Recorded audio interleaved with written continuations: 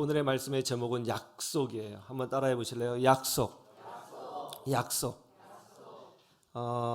아주 오래된 유머인데요. 여리고성에 관한 유머이기 때문에 제가 좀 가져왔습니다. 유머니까 좀 웃을 준비를 해주세요. 어느 날 담임 목사님이 주일학교에 들렸습니다. 그런데 마침 이경화라고 하는 여자아이가 앞에 있기에 물어봤어요.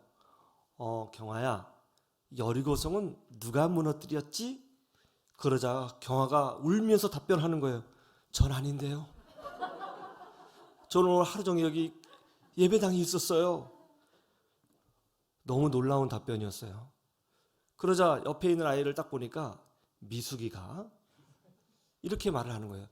맞아요. 오늘 경화 여기 그대로 있었어요. 경화 아무것도 안 했어요. 목사님이 너무 어이가 없는 거죠. 그래서 이제 주일학교 담당 교육자를 불렀습니다. 전도사님, 제가 지금 경화에게 여리고성 누가 무너뜨렸냐고 물었더니 아니 얼굴이 사색이 돼서 자기가 절대로 무너뜨리지 않았다고 이야기를 하는데 이게 도대체 뭡니까? 그러자 전도사님이 정색하고 답변합니다. 경화는 절대 그럴 아이가 아닙니다.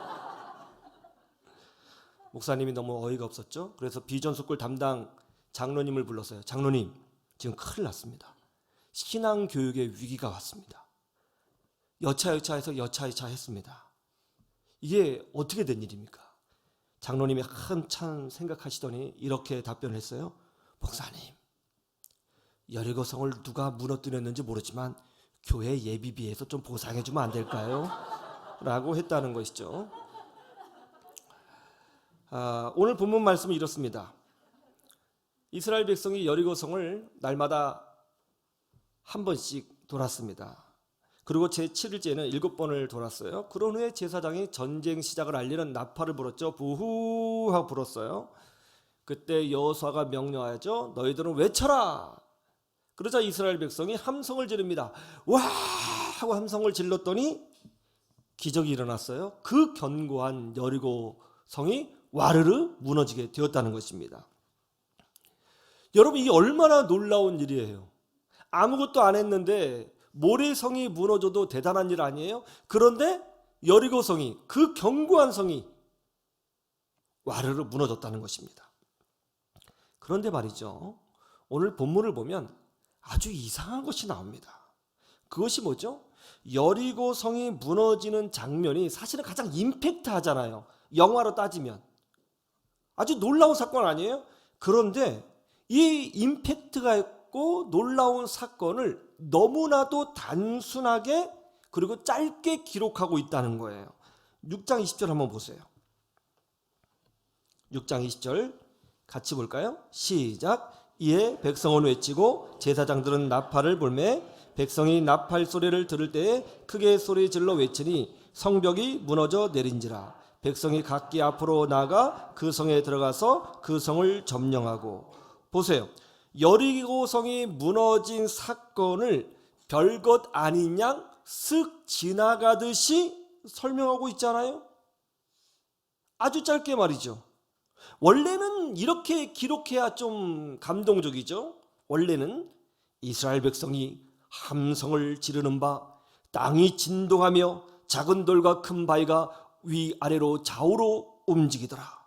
그 어떤 강한 힘이 성벽을 세게 치심에 성벽을 잇는 돌과 돌 사이가 크게 찢어져 균열을 이루더니 그것이 급기야 펑하며 터지며 무너져 내리니 이는 나이아가라 폭포가 내림과 같았더라.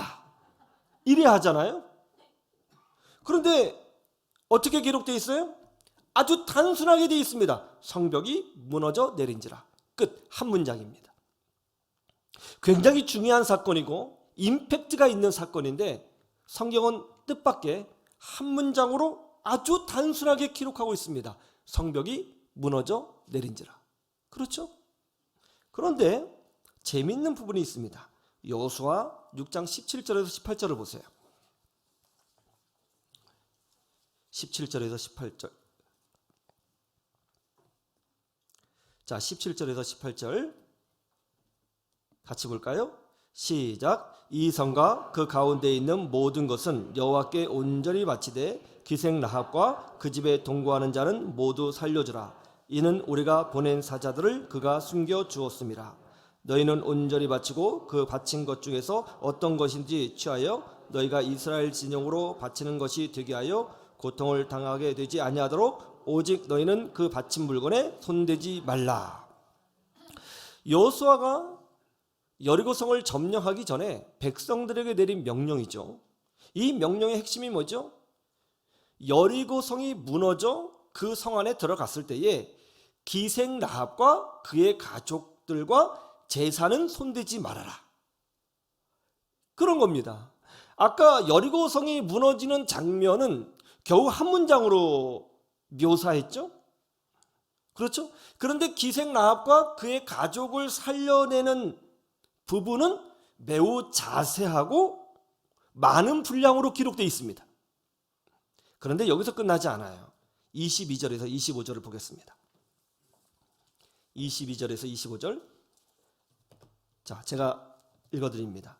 여호수아가 그 땅을 정탐한 두 사람에게 이르되 그 기생의 집에 들어가서 너희가 그 여인에게 맹세한 대로 그와 그에게 속한 모든 것을 이끌어내라 하며 정탐한 젊은이들이 들어가서 라합과 그의 부모와 그의 형제와 그에게 속한 모든 것을 이끌어내고 또 그의 친족도 다 이끌어내어 그들을 이스라엘의 진영 밖에 두고 우리가 그 성과 그 가운데 있는 모든 것을 불로 사르고 음궁과 동철 기구는 여호와의 집 곳간에 두었더라. 여호수아가 기생 라합과 그의 아버지의 가족과 그에게 속한 모든 것을 살렸으므로 그가 오늘까지 이스라엘 중에 거주하였으니 이는 여호수아가 여리고를 정탐하려고 보낸 사자들을 숨겼음이었더라. 놀랍죠? 생각해 보세요. 하나님의 능력을 설명할 때에, 하나님의 권세를 설명할 때에 여리고성이 무너지는 사건이 훨씬 더 강하고 임팩트가 있습니다. 그런데 뜻밖의 성경은 하나님의 능력을 설명하면서 여리고성이 무너지는 장면은 한 문장으로 짧게 표현했음에 반하여 기생 라합과 그의 가족을 살려내는 일은 더 많이 다루고 집중적으로 다루고 메인 주제로 다루고 있다는 거예요. 여리고성이 무너진 사건보다 기생 라합이 구원받은 사건이 훨씬 더 오늘 본문에서 중요하게 다루어지고 있는 이유가 뭘까요? 우리에게는 여리고성이 무너지는 것이 훨씬 더 크잖아요. 그런데 성경은 그것을 중요하게 보지 않습니다. 성경은 무엇을 더 중요하게 다루고 있어요? 기생 라합이, 그 미천한 여자가, 그리고 그의 가족이 이 전쟁 난리통에 구원을 받았다. 이 사실에 훨씬 더 중요하게 다루고 있다는 거예요. 그 이유가 뭘까요? 그 이유가 여호수아서 2장에 나옵니다. 2장 12절에서 14절을 보시죠.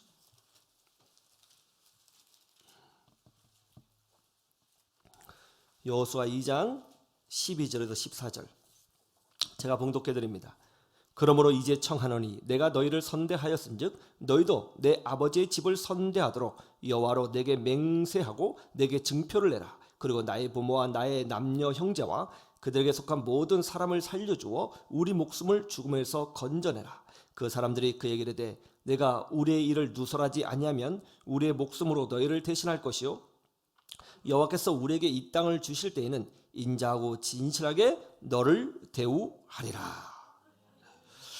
여호수아가 여리고성에 정탐꾼 2명을 보냈습니다.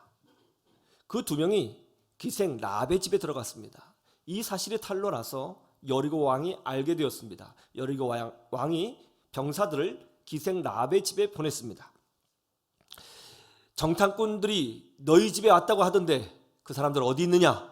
그러자 이제 기생 라합이 우리 집에 오기는 왔습니다만 해가 질 쯤에서 나갔습니다 하고 둘러대죠. 그리고 정탐꾼들을 보호해 줍니다. 그런 후에 이 기생 라합이 정탐꾼에게 이렇게 말을 하죠. 너희가 믿는 하나님은 상천하지의 하나님이시라. 하늘과 땅의 하나님이시라. 하나님께서 너희 민족에게 행하신 일을 내가 다 들었다. 하나님께서 이 여리고성을 너에게 주셨다는 것도 알고 있다. 너희가 이 여리고성을 점령할 때에 나와 우리 가족의 목숨은 좀 살려주어라.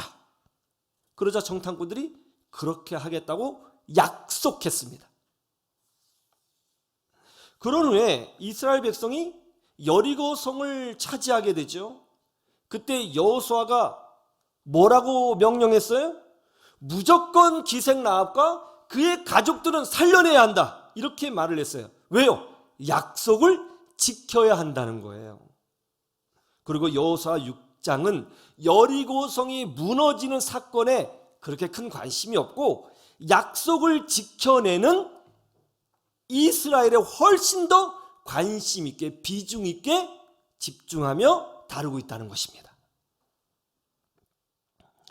우리에게는 여리고성이 무너지는 것이 훨씬 더 큰 사건이죠. 기적이니까요. 불가능한 일이 일어난 것이니까요. 사람은 기적에 열광하죠. 능력에 열광하죠. 그런데 하나님의 눈에는 그것보다 약속을 훨씬 더 크고 중요한 것으로 보고 계시다고 오늘 성경은 말씀하고 있는 것입니다. 사무엘상 20장으로 갈까요? 사무엘상 20장.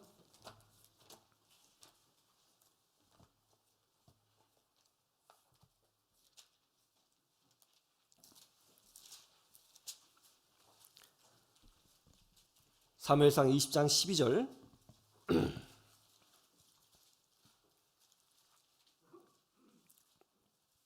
제가 봉독합니다. 요나단이 다윗에게 이르되 이스라엘의 하나님 여호와께서 증언하시거니와 내가 내일이나 모레 이맘때에 내 아버지를 살펴서 너 다윗에게 대한 의향이 선하면 내가 사람을 보내어 내게 알리지 않겠느냐. 그러나 만일 내 아버지께서 너를 해치려 하는데도 내가 이 일을 내게 알려주어 너를 보내어 평안히 가게 하지 아니하면 여호와께서 나 요나단에게 벌을 내리시고 또 내리시기를 원하노라.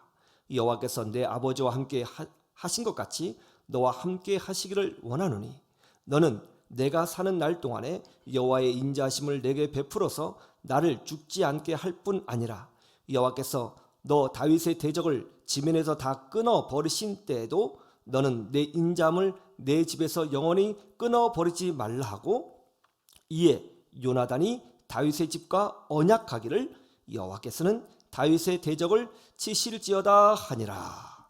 아멘. 다윗과 요나단의 약속이 기록된 말씀이죠. 사울왕이 다윗을 죽이려고 했습니다. 왜요? 질투했기 때문입니다.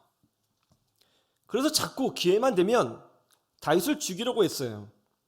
그런데 사울왕의 아들 왕자이죠. 요나단 왕자는 다윗을 아끼고 사랑했습니다. 그가 다윗에게 이렇게 약속합니다. 내 아버지가 자꾸 너를 죽인다고 하니 정말 그 말이 사실인지 내가 아버지를 만나서 의향을 알아보겠다.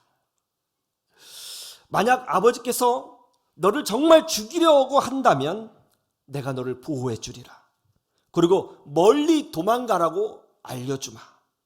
나는 하나님이 너와 함께하고 계신다는 것을 알고 있다. 나중에 다윗 자네가 이 나라의 왕이 되면 내 가족을 좀 돌보아 주게. 다윗이 그렇게 하겠다고 약속합니다.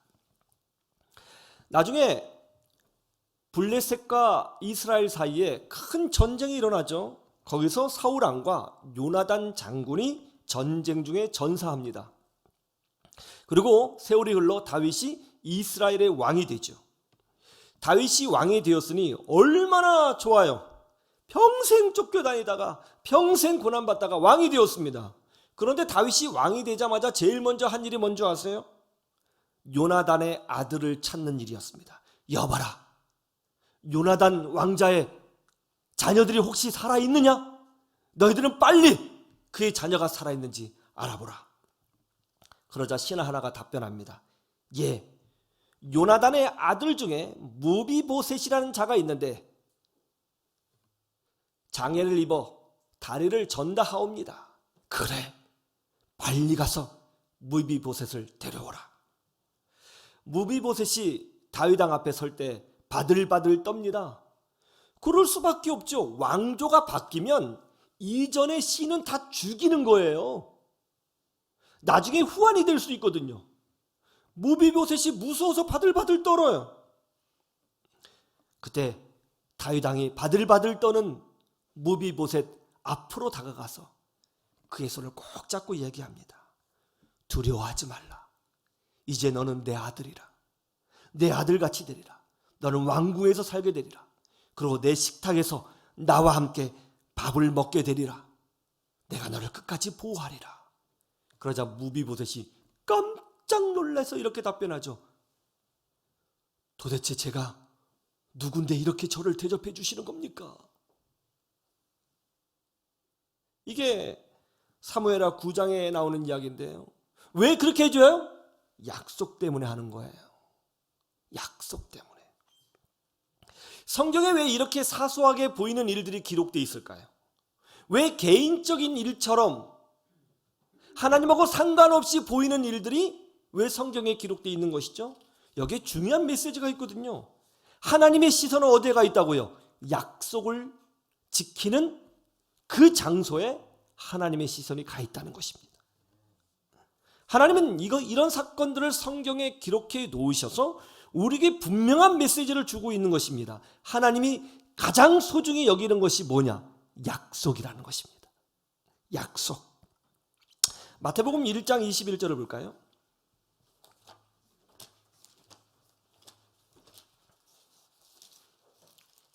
마태복음 1장 21절.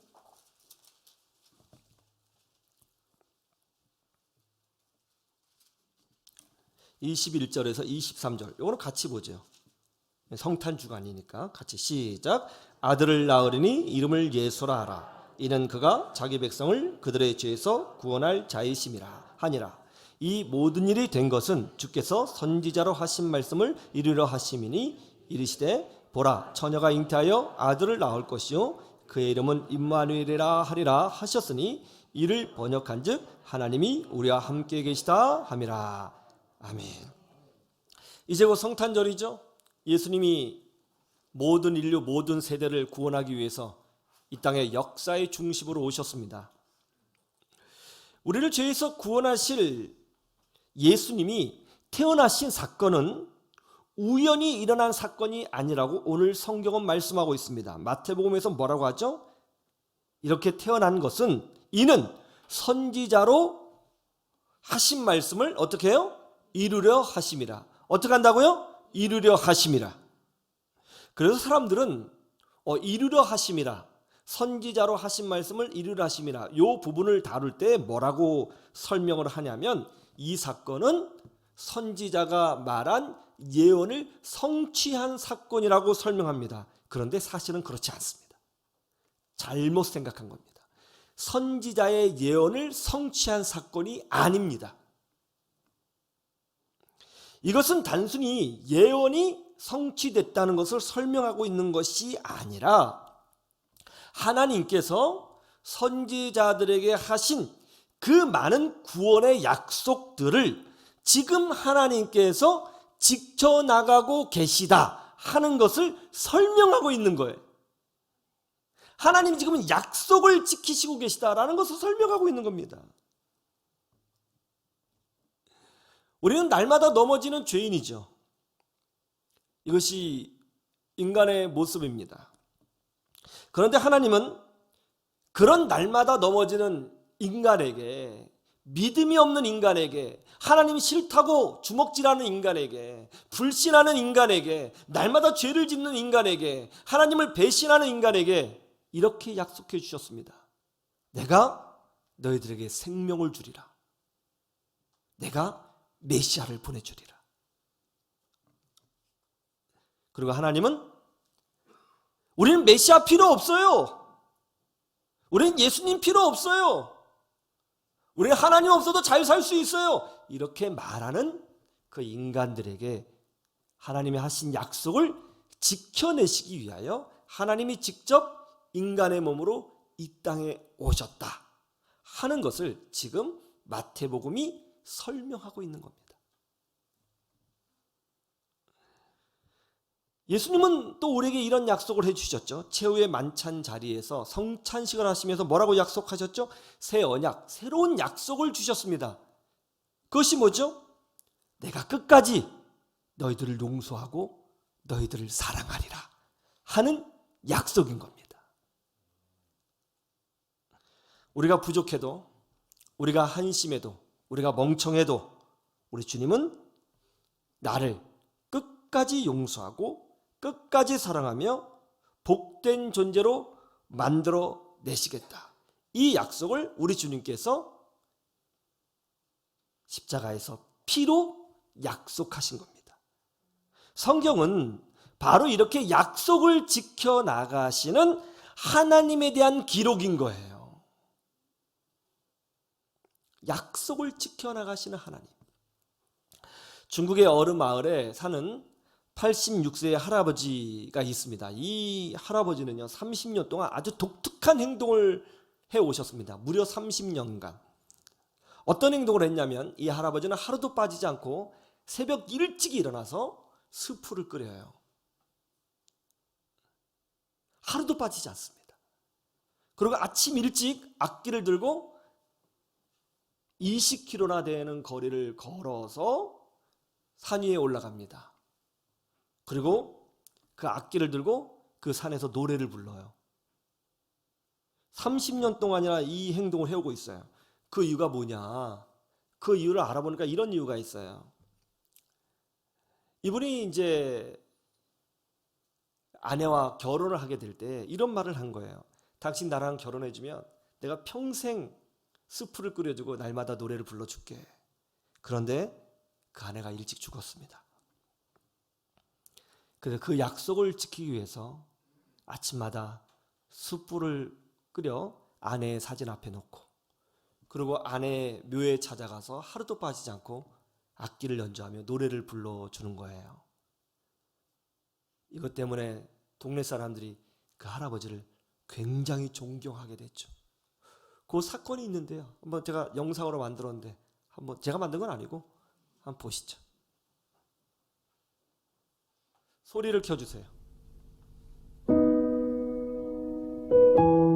What do you think is the reason behind this 86-year-old man getting up early in the morning, preparing soup, and carrying his two-string fiddle to a hill almost 20 kilometers away?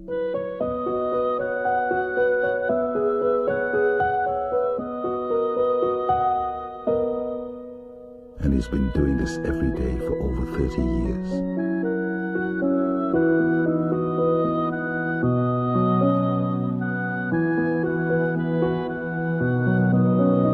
Grandpa Chiu promised his wife that he will make soup for her every morning and then play her favorite song for her until the day he dies.